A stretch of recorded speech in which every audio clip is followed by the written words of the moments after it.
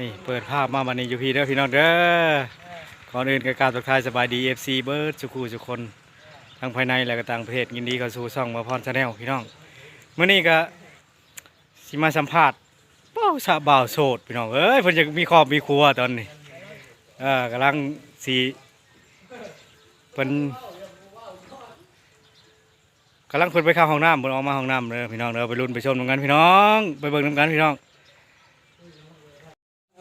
เฮ็ดหยังมีครอบมีครัวบ่หรือแนวใดอยากมีบ่ปลามาแต่ใช้เดี๋ยวนี้ฮะมาแต่เรื่องสิทัดนี่แหละมาแต่เบิ่งปินหน้าจอจับเจือโอ้หน้าตาธรรมดาได้พุ่นเด้อพี่น้องเอ้ยเบิ่งเพิ่นได้พุ่นป๊าด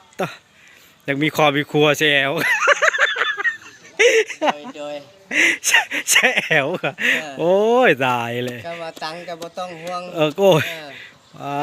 บ่ธรรมดาเปิดหน้าเปิดตาเด้บ่ได้ตังเนี่ยก็เปิดหน้าเปิดตาออกแน่เห็นว่าก็เบิ่งแน่แว่นก็ใช่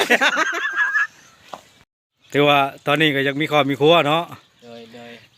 มีเบอร์โทรเบอร์ยังบ่ฝากไปให้แน่บ่มีแหละ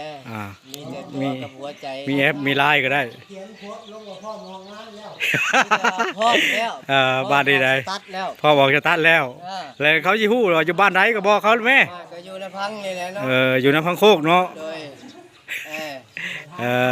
ก็ว่าโคศกขาดอยู่ได้ก็มาคุยกับไอพรได้เดี๋ยวจะเคลียร์หาเดี๋ยวน่ะก็โทรหาข่อยก็ได้คันบ่น่ะก็สิบอกดอกว่าอยู่ไส